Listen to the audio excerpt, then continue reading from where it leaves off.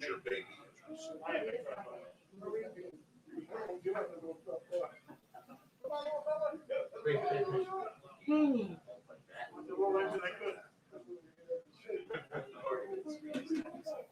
Oh man, don't keep it straight. I need to get one while that sign is there. Up at the podium. Because they don't have the thing there all the time. I wouldn't necessarily recommend it. As soon as they're done, don't worry, everybody's acting really cool right now. Well,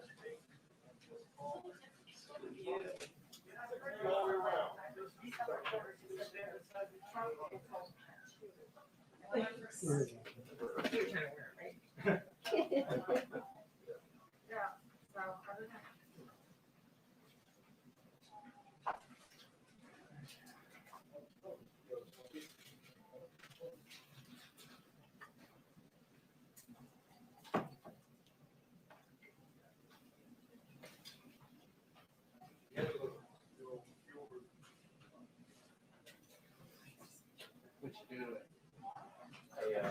do to it? Achilles. 2-minute warning on the press briefing. 2-minute warning on the press briefing. Thank you. I had one most of the fall for one of my top right, except one here. Right. Other just did the same thing. Amazing. So, generally, oh yeah.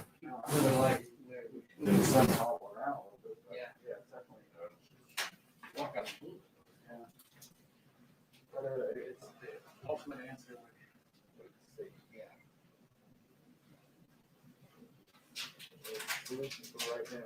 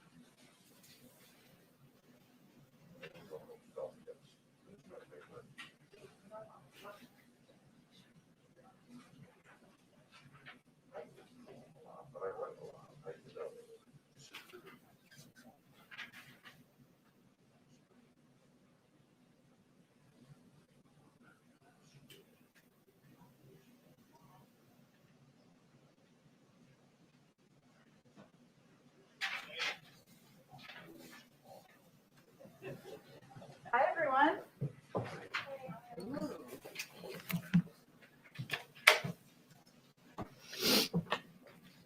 Okay, a couple things at the top. Mondays, there's always a lot to report. I'm sure you feel that way. Later today, the president, the first lady, the vice president, and the second gentleman will mark the solemn milestone of 500,000 American lives lost to COVID-19. They will ask all Americans to join in a moment of silence during a candle lighting ceremony at sundown. President Biden will also deliver remarks and order all flags on federal property to be lowered at half staff for the next 5 days. Tonight's events, including the president's remarks, will highlight the magnitude of loss that this milestone marks for the American people and so many families across the country. He will also speak to the power of the American people to turn the tide on this pandemic by working together, following public health guidelines, and getting in line to be vaccinated as soon as they are eligible. As you all know, there are a number of confirmation hearings coming up this week.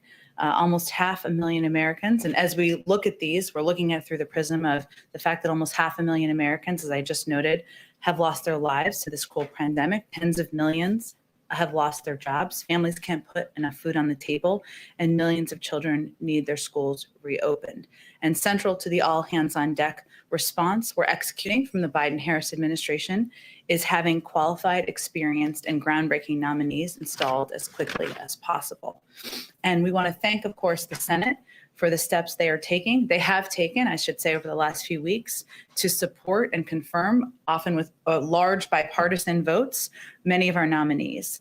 But underlining our pressing need to have our team in place, we have, of course, Merrick Garland, who is currently doing his hearing right now. It's been endorsed by multiple former Republican attorneys general as someone faithful to the law, not politics, and who multiple Republican senators agree is apolitical, would come to the job with decades of experience. Javier Becerra, Attorney General Javier Becerra, who helped play a role in getting the Affordable Care Act through, and brings decades of healthcare policy experience to the table. As Attorney General of California, he fought alongside his Republican counterparts to expand access to COVID treatments. Neera Tanden, a brilliant policy expert with experience at the highest levels of government, also running a big think tank in Washington, D.C., who understands firsthand the power of policy in helping families gain a foothold in the middle class. There was a wide spectrum of support, ranging from the Chamber of Commerce to labor unions. Miguel Cardona, a public school teacher, former public school teacher, who will champion and help expedite the reopening of our schools. That will be his first priority. We're eager to see him in place. And Congresswoman Marcia Fudge, who served as mayor and has formerly served as a mayor and will be invaluable as both parties work to protect families from losing their homes during the COVID outbreak. As you know, many of you saw, the president just made an announcement this morning about important changes to the PPP program to ensure small businesses, especially minority-owned and mom-and-pop businesses, get the help they need to keep their doors open and keep workers on payroll. 98% of companies have fewer than 20 employees, and a big part of this announcement will apply to those companies. The small businesses employ nearly half of America's workers and account for 44% of our nation's GDP. More than 400,000 small businesses have permanently shuttered due to the pandemic. Millions more have lost substantial revenue. So clearly an area where there is a need for great focus. His announcement includes instituting a 2-week window starting Wednesday during only businesses with fewer than 20 employees. So 98% of them can apply for relief through the program. So that we prioritize support to businesses who were previously left behind. The changes also include expanding eligibility so that sole proprietors, independent contractors, and self-employed Americans, as well as immigrants who are lawful permanent residents, can receive more support. And finally, the changes announced today will roll back restrictions that disproportionately impacted entrepreneurs of color from receiving relief, including Americans who are behind on student loan payments and business owners who were formerly incarcerated for non-fraud convictions. Also just had an update on the winter storm.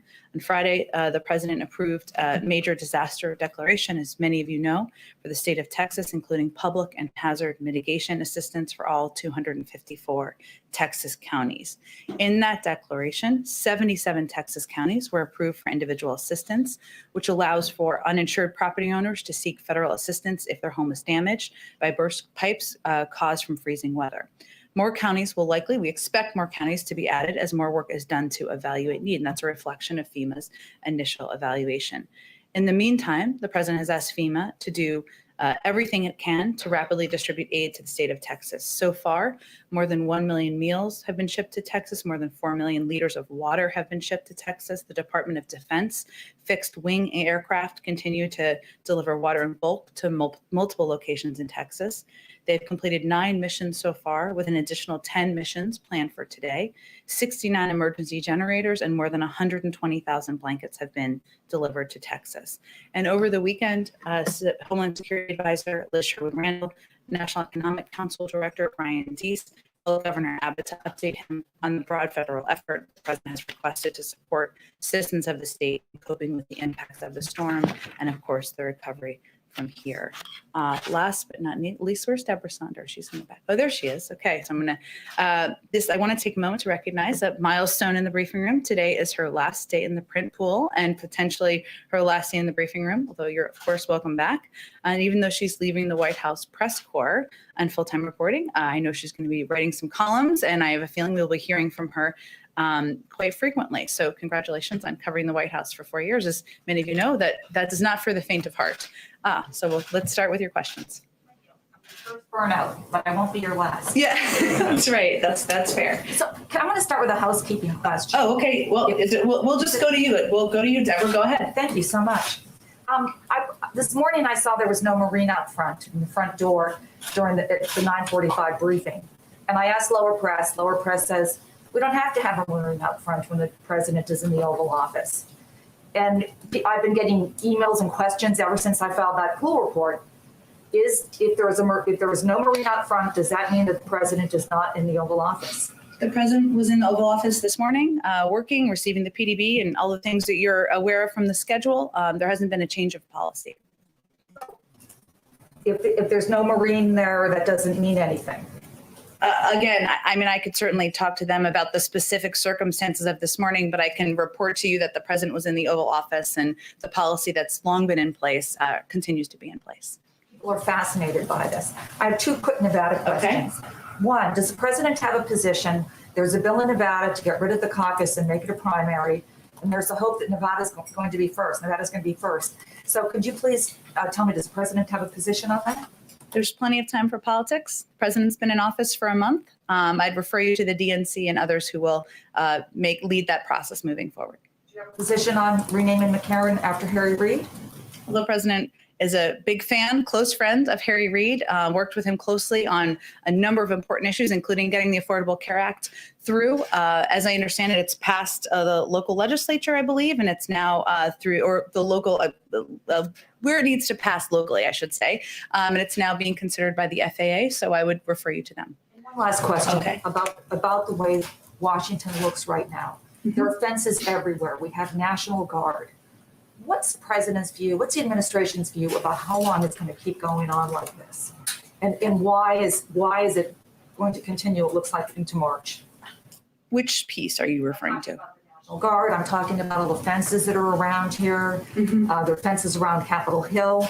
I understand things happened on January 6th. How much longer do you think you're going to have all the security here? Well, I would look at those a little bit separately because, of course, members of Congress, leadership on the Hill, Democrats and Republicans will make decisions about the security needed, and we support at the Capitol, and we certainly support them in that decision-making process. As it relates to the fencing around the White House, we work, of course, closely with the Secret Service, the National Park Service, and the president and the vice president are certainly eager to have that brought down at an appropriate time, and hopefully that's soon. All right, Josh, we'll go to you. Thanks, Jen. Two questions. You touched on the issue of nominations and confirmations. Mm-hmm. Given the statements of Senator Manchin, Senator Collins, Senator Romney, what do you see as Neera Tanden's path to become director of OMB? And also, what does it mean for the Biden agenda if this process keeps on being delayed and drawn out? The process of confirmations? Well, let me start with that. I would say that we experienced some intransigence during the transition, some delays in processes that had previously worked at a more rapid pace. Our view is that we've hopefully moved past that. We've seen a number of our nominees move forward over the past couple of weeks pretty quickly with large bipartisan votes, and we certainly welcome that. But we are eager to have our team in place. This week has a number of important hearings. There are a number of important votes this week. We would love to end the week with a Secretary of Education in place as an example, and certainly others as we look to have the full team and hopefully a full cabinet meeting at some point in the near future. As it relates to Neera Tanden, let me just say that the president nominated her because he believes she'd be a stellar OMB director. She's tested. She's a leading policy expert. She's led a think tank in Washington that has done a great deal of work on policy issues, but has done a great deal of bipartisan work as well. She's won widespread support and endorsements ranging from labor unions to the U.S. Chamber of Commerce, and she's rolled up her sleeves and done the work. She's met with more than 35 senators, Democrats and Republicans herself. This is a process. Confirmations, getting individuals confirmed is. She has 2 committee votes this week, and we're working toward that, and we'll continue to work in supporting her So nomination. you still see a cap to 50 votes or more. We do. And then secondly, on Iran, we've seen some issues with regard to Iran restricting access to nuclear inspectors. And I was curious for how this works with Secretary of State Blinken saying he expects strict compliance by Iran in order to re-enter the deal with the United States. Well, first, I think you're referring to the reports from the IAEA over the weekend and kind of discussions they had about Iran's compliance and access that they would have or were looking to have to Iran's facilities on the ground. And certainly, I would send you to them on that. But I would say that what Secretary Blinken's and announcement and what our announcement that came out last week is a reflection of is an openness to have a conversation, an openness to diplomacy. And that invitation was issued by the Europeans to invite us, to invite the Iranians to the table to have a conversation. We have indicated, sent no indication that we are willing to take additional steps in advance of that. What we're willing to do is sit at a table and have a diplomatic conversation because we are looking to prevent Iran from acquiring a nuclear weapon, and we believe diplomacy is the best way to do that. Let's go, Jeff. Just one follow-up on Iran. Iran's Ayatollah said today that Iran may enrich uranium up to 60% purity if needed. What is the White House's reaction to that, and how does that impact the statement that you made last week about openness to talk? Well, again, Jeff, Iran is a long way from compliance, and that hasn't changed. I said that last week, and I believe my colleague, National Security Advisor Jake Sullivan, conveyed that just yesterday. That has not changed. What we are open to is a diplomatic conversation. And our view is that diplomacy is the best path forward to preventing Iran from acquiring a nuclear weapon. That does not mean they have clearly not taken the steps needed to comply. And we have not taken any steps or and made an indication that we are going to meet the demands that they are putting forward either. Does this kind of rhetoric concern you, though, in terms of the possibility for diplomacy? Well, I think we're at the stage where we're waiting. The Europeans are waiting to hear Iran's reply to their invitation to have a conversation. So that's the stage we're sitting at this point in time. Also in the realm of diplomacy, China's foreign minister made some remarks today about wanting to rejig the relationship with the United States, and he called for tariffs to be removed. I know that this policy is under review along with lots of policies, but can you give any reaction to what he has said and any update on President Biden's feelings about tariffs and broader China policy? Well, I think as we said around the time when the president had a conversation with President Xi, we believe the relationship with China is one of strong competition. We want to come to that relationship from a position of strength. That means working in close coordination with our partners and allies around the world, Europeans, other partners in the region, also with Democrats and Republicans in Congress. And it also means we want to do work at home and focus on doing work at home to make sure we are coming to that from a position of strength.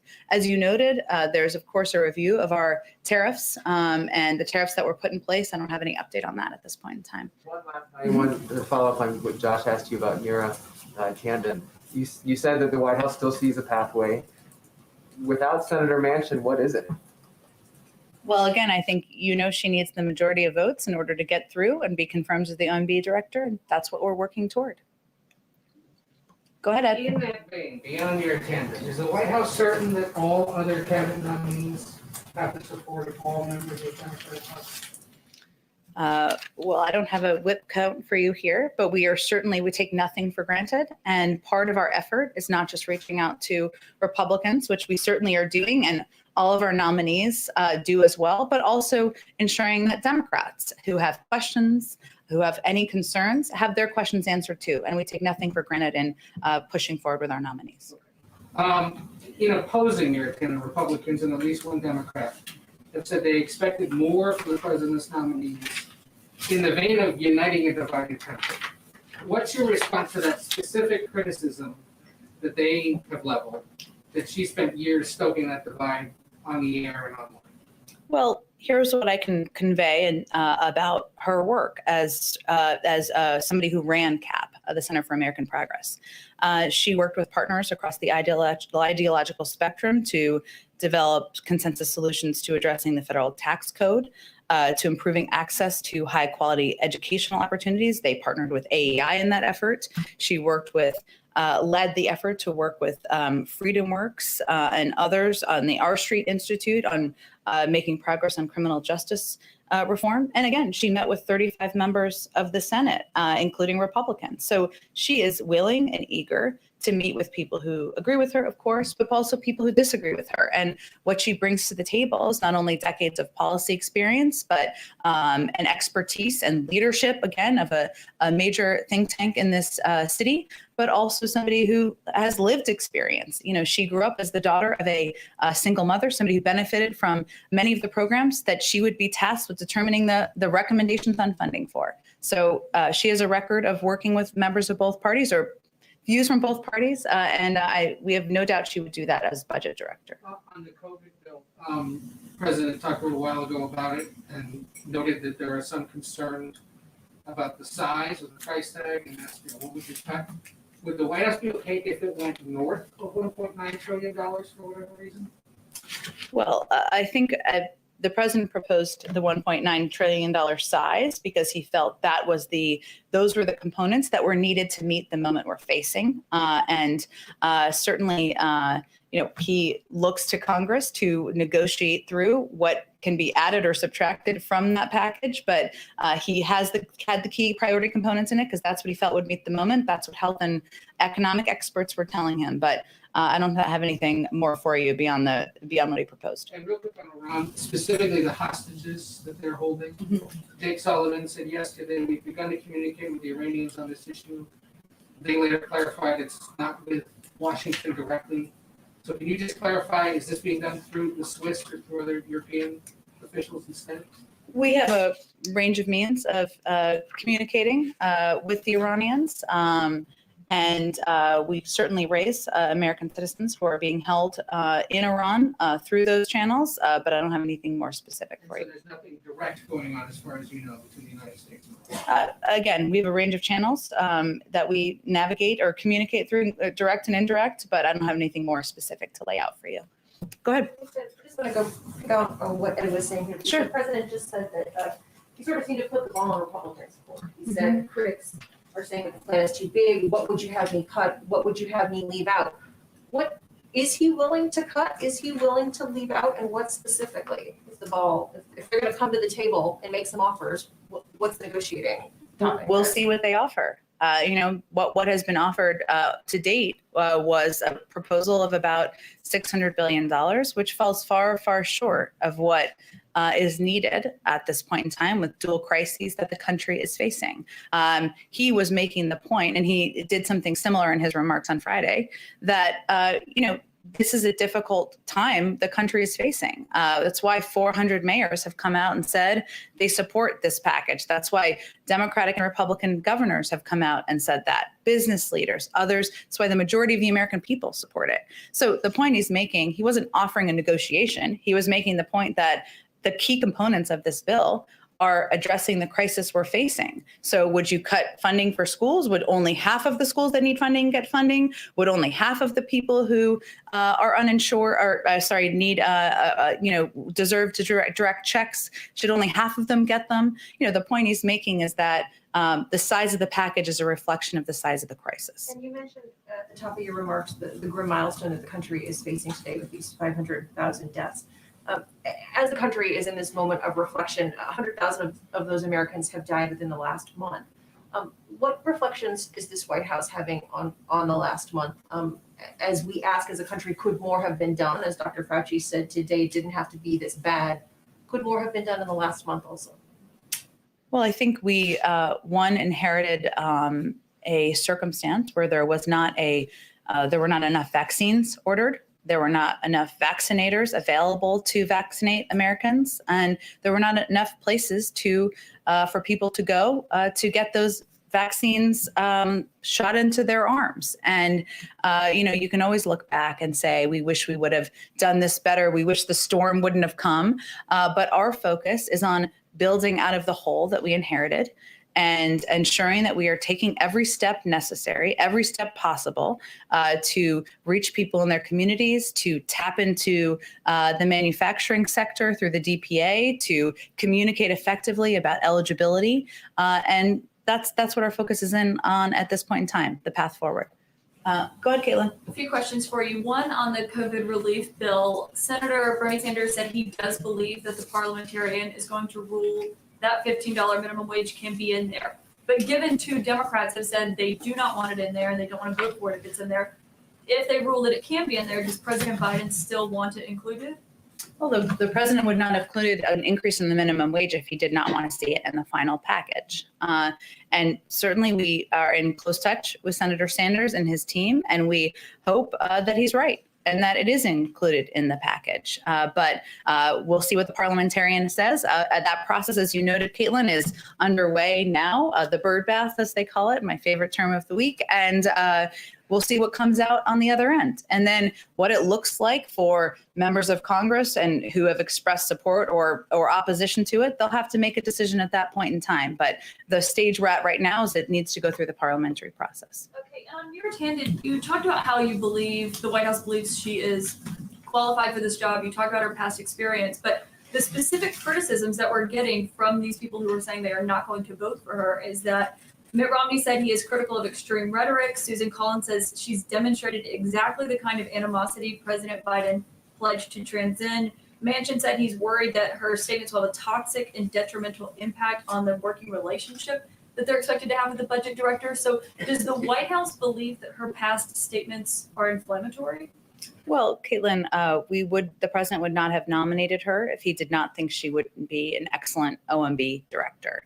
And he nominated her because she is qualified, because she is somebody who has a proven experience and record, as I outlined earlier, of working with different groups and organizations with different political beliefs, and because he believes that her own experience will contribute to taking a fresh perspective and a fresh approach to this position. So we simply just disagree with whether she's the right person for the job with these senators. So President Biden did not have any concerns about her past statements? I think I'll leave it at what I've said so far. Go I ahead. have one more. So Yeah, just go ahead. More housekeeping. By this time in their presidencies, both President Trump and President Obama had held solo press conferences. So are there plans for President Biden to hold a solo press conference anytime soon? He will hold a solo press conference, but I don't have a date for you at this point in time. This week? Not this week, no. Go ahead. The inquisitors himself? What'd you say? Will he get to pick the inquisitors himself? Well, typically any president has a list of people that they're going to call upon, but usually it's a large number of people who are in the press room, and we certainly hope we'll be able to do that in a COVID-safe way. Go ahead. Thanks, Jen. A couple if I could. One, just following up on Mira Tandon. Has the White House reached out to any Republicans who have not yet said how they're going to vote? We have been working the phones, in touch with Democrats and Republicans and their offices through the course of the weekend. And that also on the COVID bill, a CBO analysis suggested that only a small portion of the $130 billion for schools would actually be spent in the current fiscal year. What exactly is the White House doing to ensure that money would actually mean that schools could potentially open in March and April before the academic year ends? Well, a big part of the challenge here for a number of schools is that they need, in order to operate responsibly and given the threat of budget cuts, they need to obligate funds according to spending plans rather than exhausting all balances as soon as they're received. So the challenge here is, how do they plan ahead, right? They can hire, if they need to hire additional teachers now for smaller class sizes, or if they need to hire bus drivers, or if they need to do improvements to their facilities.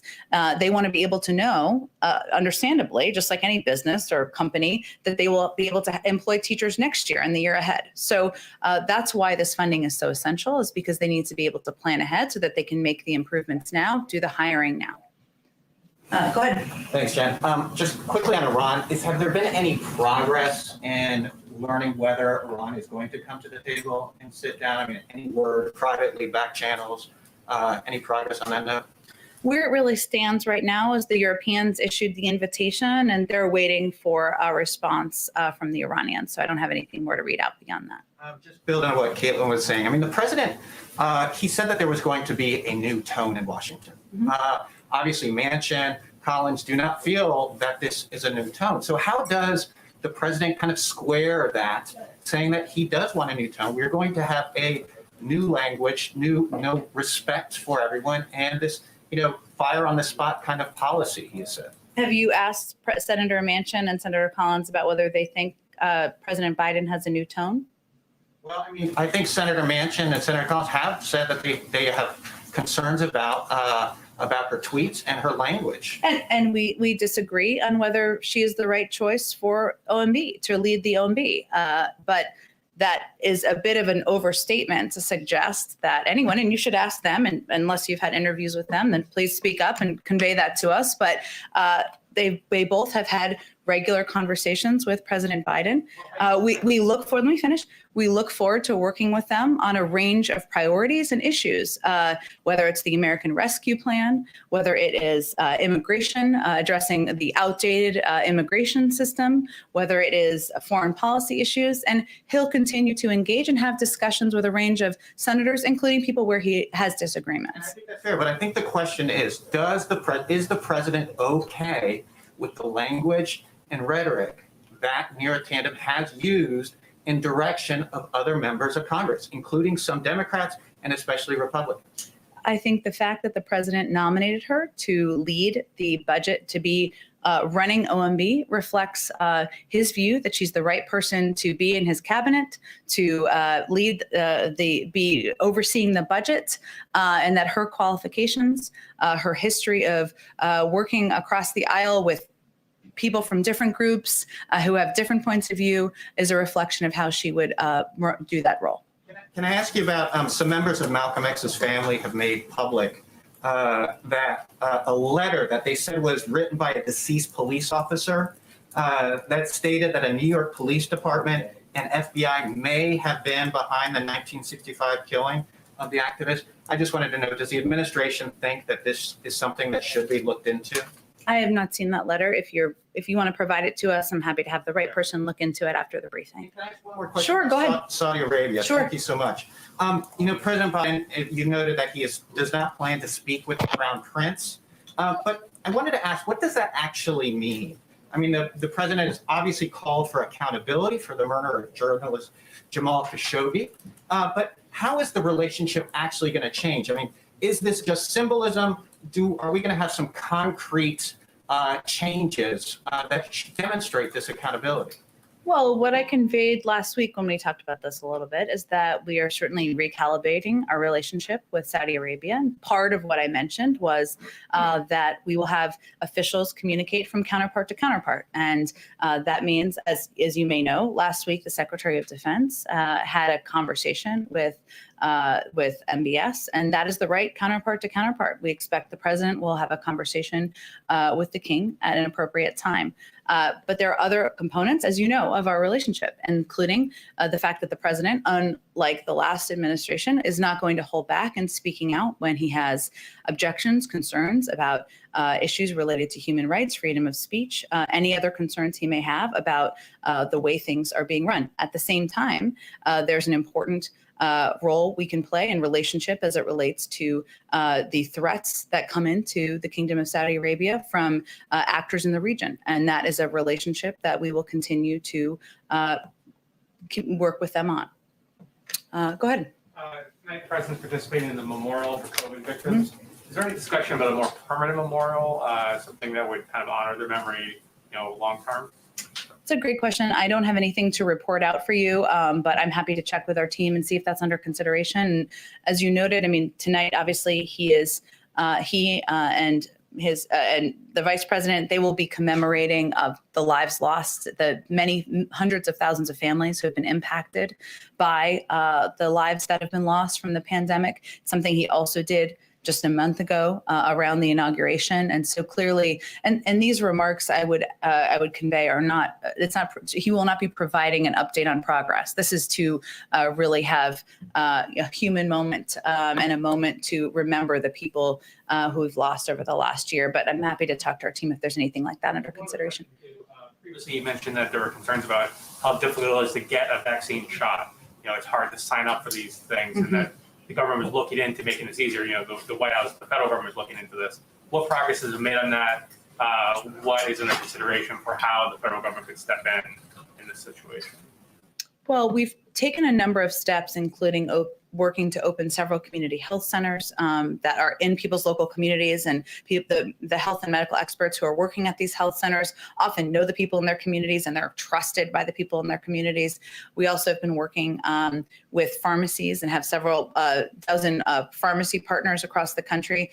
More than 90% of the people and people living in this country, I should say, live within 5 miles of a pharmacy. That helps many. It doesn't help everybody, but that's another place. We've also worked to help launch some mass vaccination sites to ensure that people can go with their families and get vaccinated in these locations. So, we are on track. We have vaccinated. We have significantly expedited the rate of vaccination over the past couple of weeks. We're at about, in the last week or so, we're at about 1.7 million a day, or last 2 weeks or so, 1.7 million a day. Prior to the president taking office, it was more around 800 to 900,000. But there's work that needs to continue, and that includes ensuring we have the vaccinations, ensuring we have the vaccinators needed to do those vaccinations, and the sites, as I touched on, across the country who can facilitate that. The specific concern is the interface, the websites, the phone calls, how hard it is to actually book the appointment, not the actual place to go to.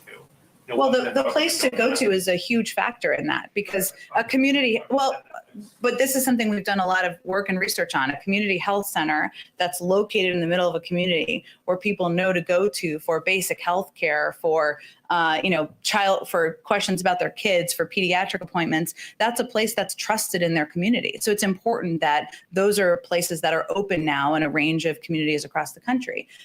Pharmacies, which are actually the places where you can do exactly what you just said and log on online and make an appointment to get a vaccine. We've just doubled the number of vaccines that are going to those pharmacies. We made an announcement last week. So there are a number of steps that we're taking to ensure that more vaccines are getting out the door and they're getting into communities. Go ahead in the back. Thank you, Jan. I have two brief foreign policy questions. Okay. The president has an excellent relationship with Pope Francis, who also has had considerable outreach with Iran. He greeted President Rouhani. He's been in touch with the Ayatollahs. Could he be a possible back channel, or is he already a possible back channel on Iran? You're correct. He does, and there's certainly a picture on his desk or in the Oval Office that is a reflection of that. But the proper channels at this point are we're going to work in partnership and through the P5+1 partners and allies. We worked through for the first round of the putting the JCPOA together. We're waiting at this point to hear back. The Europeans are waiting to hear back from the Iranians on whether they are open to that diplomatic conversation. So really the discussions are at that stage at this point. So the Pope's not going to be involved in any way in that? I certainly would never claim to speak for Pope Francis or any pope, and you can certainly reach out to the Vatican if they have intention of getting engaged in some capacity. The other question I have is that as vice president, the president met and talked to the president of Rwanda, Paul Kagame. Does he have any views on the current trial that's going on in Rwanda of Paul Rusesabagina, the central figure in the Hotel Rwanda movie, who many say was kidnapped illegally, but who the government defends and said should be on trial? It's a great question. I have not spoken with our national security team about the particular trial. I'm happy to talk to them, and we can follow up with you after the briefing. Do that? Happy to. Absolutely. Go ahead. One more on Mayor Canada, then I promise I'll move on to a different topic. You said she's only met with 35 senators, is that correct? Is there, Over at least 35, had over 35 meetings. Is Mhm. there a reason she's not met with more? Has any GOP senator refused to meet with her? I don't think we're going to speak to, as we wouldn't in any case, who she's met to or met with or give you a list to protect the privacy of senators. But 35 meetings with Republican and Democratic senators is actually quite a significant number of meetings in the process. But Okay, point taken, but if you look at how controversial her nomination is and in the context of your broader legislative agenda and other legislative items that will face an uphill battle in Congress, do you risk political capital by forging ahead with this, or do you see it completely unrelated? look, I think the president nominated Neera Tanden because he felt she was the right person to lead the budget office, because she has decades of experience, because she would bring fresh perspective to the job, because she has a record of working with people from a range of organizations of different viewpoints. But and we remain committed to moving that process forward to a confirmation. But there are even areas where we disagree. We may have disagreement, of course, with Senator Manchin or Senator Collins about whether she's the right person to lead. But we are still going to work with them on a range of other issues that are of mutual interest and of interest to the American people. And that includes the rescue plan. That includes, many components of the president's agenda moving forward.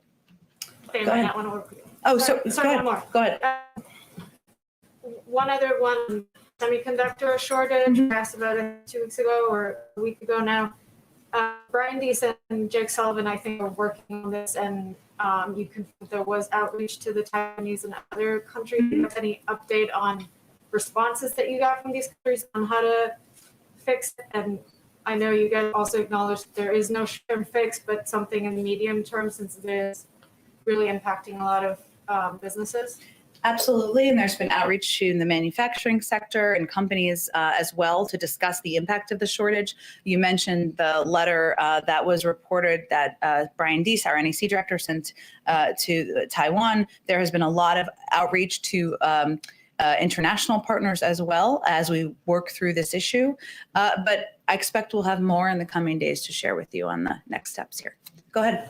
Hey, Jen, thanks. 2 questions. The first is on Texas. Some folks have come home to astronomical electric bills, and there are, stories about those being the result of deregulation and other issues being the result of light regulation. I wonder if the president plans to weigh in on that or talk about that. Does he still plan to go to Texas, or does he plan to go to Texas this week? Sure. Well, the president is eager to go to Texas. I traveled with him to Michigan, I should say, on Friday, and he was closely tracking, of course, the work that FEMA was underway. He spoke with his acting administrator on the way back from that trip. He has been getting updates from his national security team over the course of the weekend, and he wants to go and show his support. He also is fully aware of the footprint of a president of the United States and everything that comes with that, traveling to a disaster area. But we are hopeful that trip can happen as early as this week. One more question on hopefully getting a preview of the timber of tonight's speech. I wonder if there is a worry from the White House that given positive news on the coronavirus front, that people will let down their guards, as has happened in the past, and numbers will go up or spike again. Does the president plan to address any of that tonight, or is it just reflecting on the grim House night? The president felt it was important on a personal level and human level to mark the lives lost over the past year, nearly year of this pandemic. And that's the purpose of tonight, both the remarks he'll be delivering, but also the moment of silence that we will all be participating in from wherever you are located. But he is also quite mindful. So tonight is not the night to give advice to the public or give an update on progress being made. But he has, at every opportunity he has been given, from last Friday to most times he's speaking publicly, convey that his focus and his commitment is on getting the American Rescue Plan passed, ensuring we have enough vaccines to vaccinate 300 million Americans. But the American people have a role to play here as well, which is wearing masks, social distancing. Everybody wants to get back to normal, but the president, the federal government can't do that alone. It is going to take everybody participating in that process to get closer to normalcy in the country. Go ahead in the back. Thank you, Jen. I have one question and one from Canadian journalist. This is follow-up on Nord Stream 2. Several Republican members of Congress criticized the administration for a failure to name new targets for sanctions related to Nord Stream 2 in a report required by Congress. And Democratic Senator Jean Psaki is also asking for explanation. And just today, foreign ministers of Poland and Ukraine urged President Biden to stop the project. Your response? Well, President Biden's view remains that Nord Stream 2 is a bad deal. It's a bad deal because it divides Europe, it exposes Ukraine and Central Europe to Russian manipulation, and because it goes against Europe's own stated energy and security goals, which I think is a shared concern that many of the individuals you mentioned have expressed. We're continuing to monitor activity to complete or to certify the pipeline. And if such activity takes place, we'll make a determination on the applicability of sanctions. And sanctions are only one of many important tools to ensure energy security. So we're also going to work with our allies and partners to reinforce European energy security and to safeguard against the sort of predatory behavior we have warned against. This is a question from James McCartan from the Canadian Press ahead of President Biden's meeting with Prime Minister Justin Trudeau. So he's asking, what commitments is the president prepared to make to Prime Minister regarding the continued detention of 2 Canadians in China? And is the President Biden willing to make exceptions from his Buy American provisions for Canadian contractors and suppliers? Well, on the second one, he signed an executive order. We're, of course, evaluating procurement components of that, but no changes anticipated. Of course, the Prime Minister will bring up whatever he would like to bring up, as is true of any bilateral meeting. We expect the President during the meeting to highlight the strong and deep partnership between the United States and Canada as neighbors, friends, and NATO allies, that they will discuss issues of mutual interest from COVID-19 to climate change and the economic ties that bind our countries, as well as the deep people-to-people bonds we share. And after the conclusion of the meeting, I'm sure we'll have a readout of what was discussed and communicated during his first bilateral meeting. Go ahead. Thanks, Jen. Even while acknowledging the grim milestone that we're hitting today of 500,000 deaths in the country, it's worth mentioning that around the country, cases, hospitalizations, and deaths currently are plummeting. And as the pace of vaccination increases, I'm wondering, does the administration think that we're either at or close to a sort of turning point as it comes to the pandemic? Well, I certainly understand the question, and it's one that I'm sure all of your friends and neighbors are asking you as well. But I know that there'll be a briefing later this afternoon with our health experts, as we do Monday, Wednesday, and Friday. I would say, though, that 500,000, a milestone of 500,000 deaths is certainly not something we're celebrating. And it's hardly something, it's something to commemorate and to take a moment to remember all of the families that have been impacted across the country. We feel there has been some progress made. We're leading the world in the number of vaccinations administered, and second only to Israel in the share of population fully vaccinated. We're, of course, implementing new masking requirements to make sure people stay safe. But as someone alluded to, or in an earlier question, we need to remain vigilant, both from the federal government, the American people need to, and it's still going to be months and months of sacrifice, of work, of suffering, unfortunately, in order to get through the pandemic. Thanks, everyone. Thank you.